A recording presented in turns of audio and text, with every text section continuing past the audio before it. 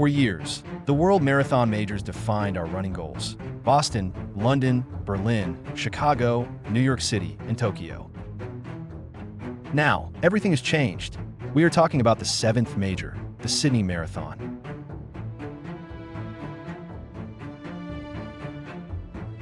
This isn't just another race.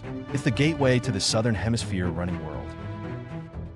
I'm your guide from 6-Star Line, and this is your survival manual for the one major that doesn't play by the Northern Hemisphere's rules. This is the unvarnished truth about Sydney. Let's dive into the first reality. Sydney is geographically different, and it will shock your body. Every other major is in the Northern Hemisphere, but Sydney is down under. When you run Sydney in late August, you're hitting the very end of winter, not the usual late fall of other majors.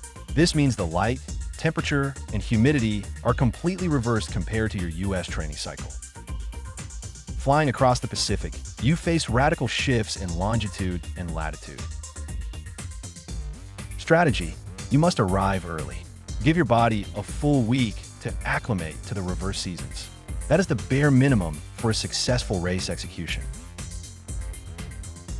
Here's a pro tip. Maximize your trip by joining the annual City 2 Surf Fun Run. Since City 2 Surf usually happens 2 or 3 weeks before the Sydney Marathon, arriving early allows you to run the world's largest fun run, a challenging 14K course that ends right at Bondi Beach. You get a perfect pre-race fitness check, beat the jet lag, and enjoy a massive Sydney cultural experience before the main event.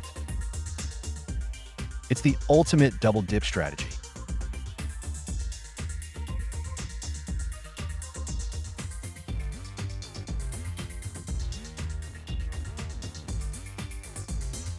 The next truth: logistics in Sydney cost a premium. Sydney is a relatively small city compared to Tokyo or NYC. You absolutely must book your accommodation early. We're talking months in advance. While the trains are there, the subway system isn't as convenient as the systems in Tokyo or Berlin. Taxis and Uber are convenient, but the fare is surprisingly high. Plan your transportation budget accordingly. Pro tip: save money and stay race-ready by utilizing local supermarkets like Coles or Woolworths for your carb loading. They have everything you need.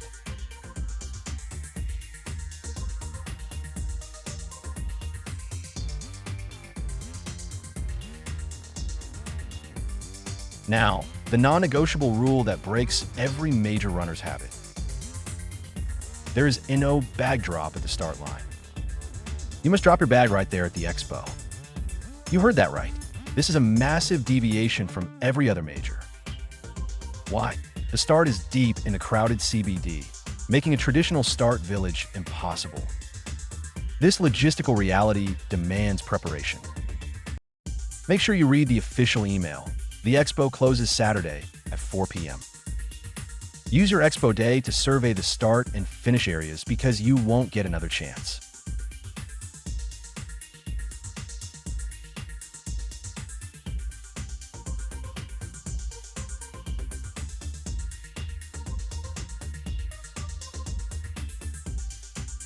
The next reality is the challenge of the early gun. Your start line plan is crucial because the race begins at 6:30 a.m. The early morning is quite chilly, so dress warm. The organizers will collect and donate warm clothes you discard after the start, a great charity feature.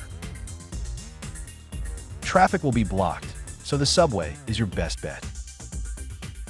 If you are far away, take an Uber or taxi to Central Station and then jump on the subway to the starting area. The point here is simple. Do not rely on race day traffic miracles.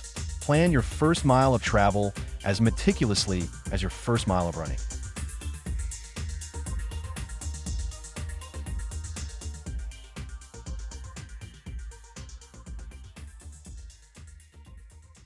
Now, let's dedicate ourselves to the heart of the matter, the course itself. This is the single biggest determinant of your success. Sydney is a PR killer in disguise, boasting the highest total elevation gain among the 7 majors. It doesn't have the famous single hills like Boston's Heartbreak, but is constantly rolling. Kilometer 1 to 10. You start in the CBD and immediately head towards the magnificent harbor bridge. The initial section is deceptive. Crossing the bridge, the long, steady incline and high wind exposure. It feels like a climb and drains energy. The wind factor here is brutal. Strategic warning. Resist the urge to push the pace to make up time on the slight downhills.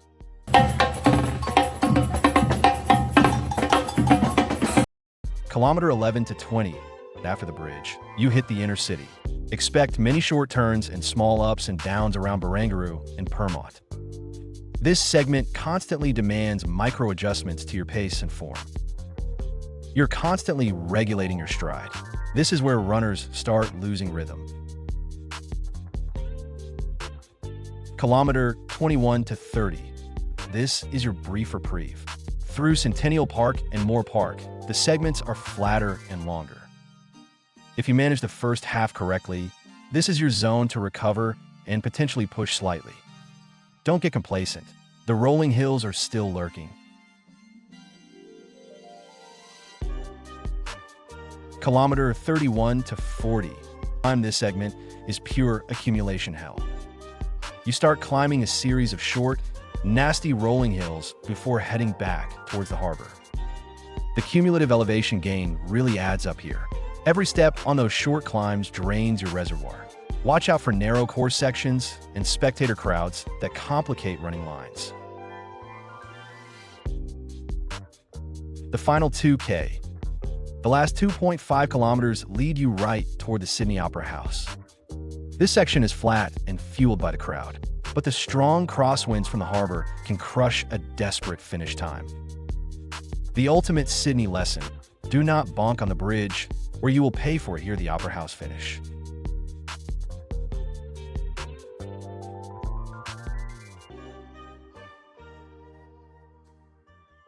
Moving to the final strategy, you must fight the temptation of the early downhills.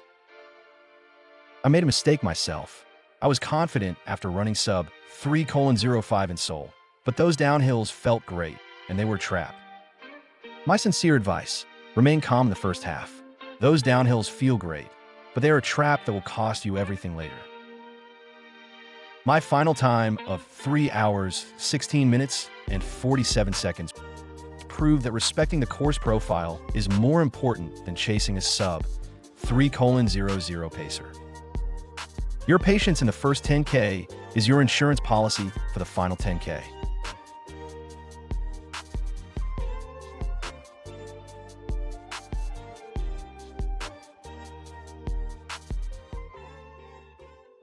Moving to the sixth crucial truth: your race is won or lost by your post-race logistics.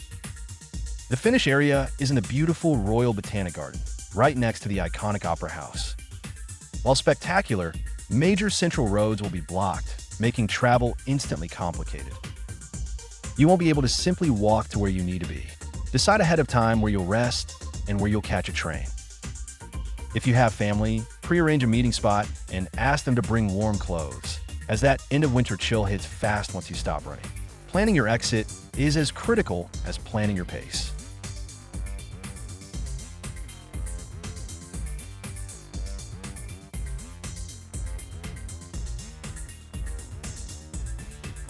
And for the seventh and final truth: you earned the trip, so make this a runcation, not just a race. Don't immediately fly home.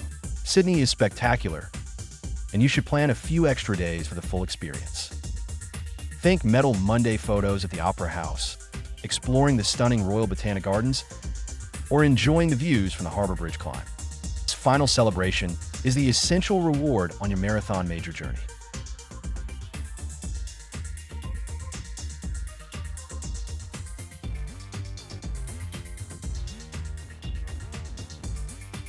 Sydney is unique, challenging, and profoundly rewarding. If these 7 truths resonated with you, you are officially part of the 6-star line. We don't just run, we run smart. Hit subscribe to join the community. And if you missed the launch this morning, check out my WMM survival guide right here. It covers the BQ strategy you need to conquer your next major.